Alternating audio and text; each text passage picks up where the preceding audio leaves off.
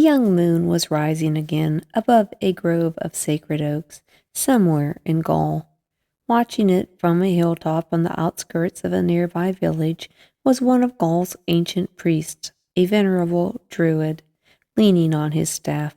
Bent and old he was, his eyes almost too dim to see the stars, but he could see the moon slipping above the black treetops into the open sky, and it still filled his heart with wonder, as it had on those nights when he, too, like the moon, was young.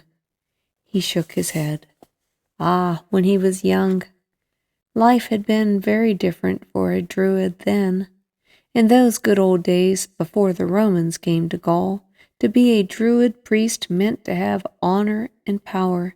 It meant to go each spring to the great court and sit in judgment over delegates from every tribe and canton.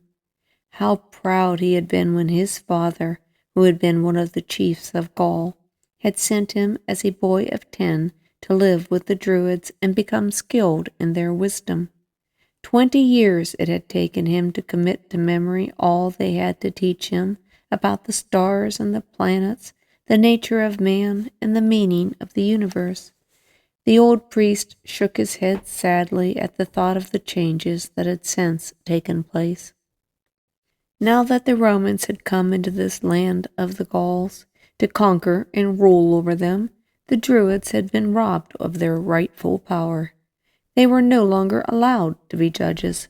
They had been degraded. Many of his fellow priests had taken to practicing low forms of magic to hold a following among foolish people. Bah, far better, he thought, to stand alone with his old thoughts as he did now upon this hilltop, watching the new moon. Alone he was, and old and bent and worn, his eyes grown dim, his fingers stiff and crooked like the small branches of an oak. But not for long, he said, would it be so. Not much longer now would he be old and useless and alone. Soon the day must surely come when he could die, and then he would become young again. For what was death but passing like an old moon through a few nights of darkness into a new life? Younger Druids also took special notice of the moon that night, for it was 5 nights old, and one among them, searching for healing herbs, had found a plant of mistletoe growing, as it rarely did upon a sacred oak. The 6th night of the moon was the one on which to cut that mystic bough. The next night, then, the Druids, clad as always in their long white robes, summoned the people to attend the ceremony and the sacrifice. Leading 2 young white bulls, yoked for the first time, they moved in slow procession out through the quiet fields, along the misty marshland, to the grove of oaks, which was their only temple.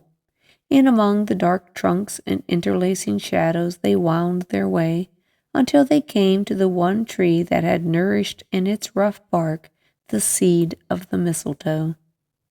Solemnly then, while the people watched with upturned faces, a priest ascended the tree and cut away the mistletoe with his golden sickle.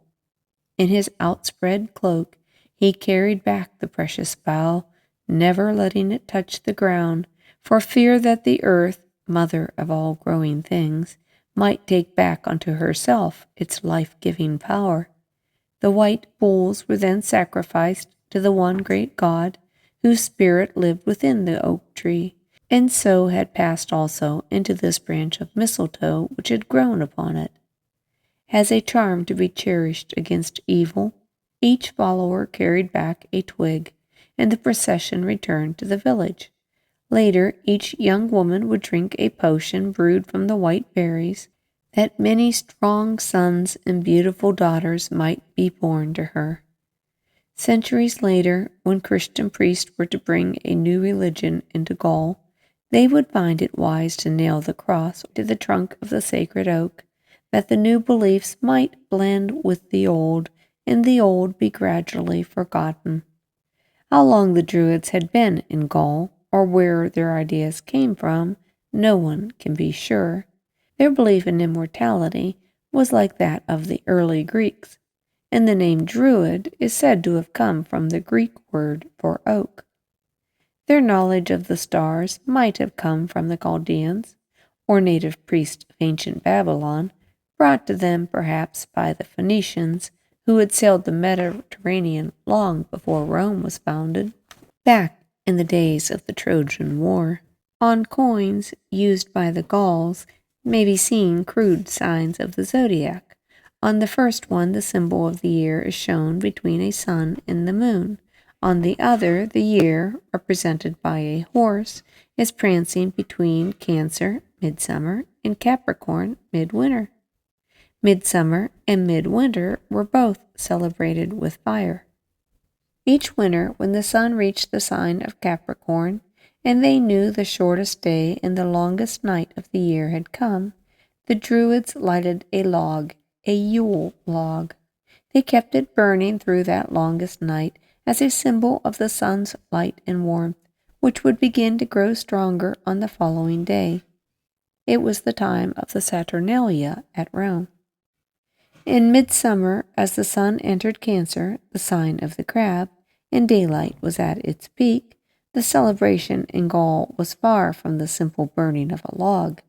The fires of midsummer filled the air with cries of agony and scorched the treetops with their sheets of flame. In a gigantic wicker basket, woven in the shape of a human being, men, criminals most of them, were burned alive as a wholesale sacrifice to the gods for the benefit of the nation. This horrible rite, which was also perhaps a way of purging the land of criminals, had been described by Julius Caesar in his book about the Gauls. It was a custom of that province most shocking to the Romans.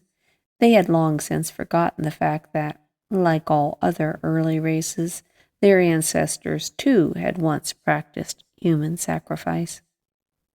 It may be possible that the Druids themselves had found it a custom of the more savage natives when they had first come to Gaul, but had not been able to do away with it. For people cling to old customs and beliefs. They are slow in dying. However, it was one custom which Caesar Augustus, as Emperor of Rome, intended to eliminate. Any Gaul who wished to have the honor of being made a Roman citizen was forbidden to participate in that savage sacrifice.